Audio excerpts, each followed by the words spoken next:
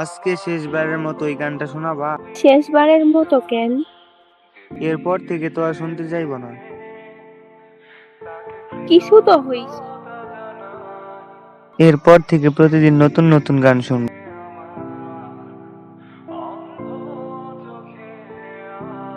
আমার কিছুই হয়নি। সত্যি বলতেছো তো? সত্যি। আচ্ছা, শোনাবো। আচ্ছা, আমার যদি কিছু হয়ে যায় তুমি কান্না করবা না তো?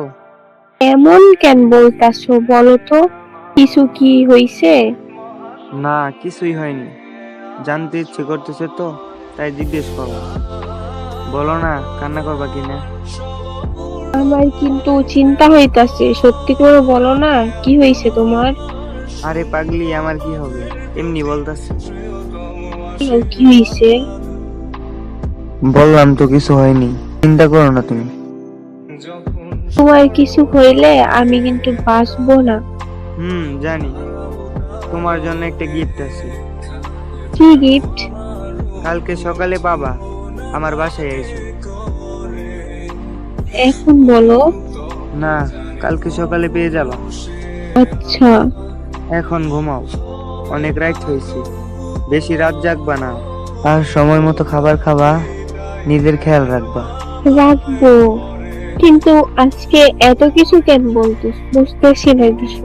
আরে তেমন কিছু না, তোমার কিছু হলে আমি বেঁচে থাকবো, তাই তোমার খেয়াল রাখতে বললাম। আমার কেন জানি মনে হইতেছে তুমি কিছু একটা। না, তুমি আমাকে বেশি ভালোবাসো তো, তাই এমন মনে হইতেছে। হুম, অনেক ভালোবাসি। আচ্ছা, এখন থাকো, ঘুমাবো, অনেক ঘুম পাইতেছে। আচ্ছা, ঘুমাও। পরে তারা দুইজন রাতে ঘুমিয়ে পড়ে।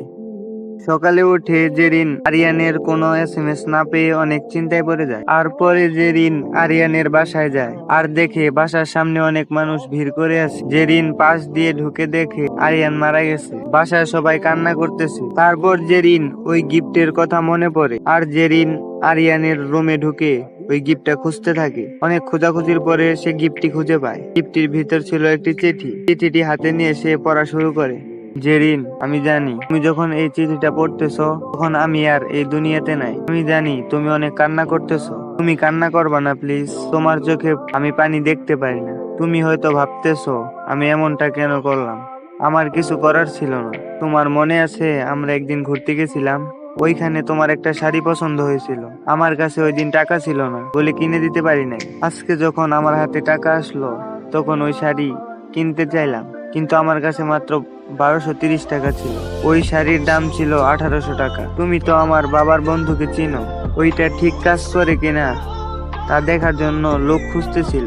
আমি তাদের আমার শরীরটা দিয়েছি। আমার হাতে 7 ঘন্টার বেশি সময় নাই। তারা আমাকে 10 লক্ষ টাকা দিয়েছে। এইদিকে আব্বুর অবস্থা ভালো না, অনেক টাকা লাগবে অপারেশনের জন্য, তাই আমি রাজি হয়ে গেছি। তোমার সেই পছন্দ করা নীল শাড়ি তোমার সেই পছন্দ করা নীল শাড়িটা নিচেই আছে। তোমার পছন্দ করা নীল শাড়িটা নিচেই আছে, ওইটা পরবা। আমি ওই আকাশ থেকে তোমাকে দেখবো কেমন লাগে। ভালো থেকো, আর আমার জন্য একদম কান্না করবা না।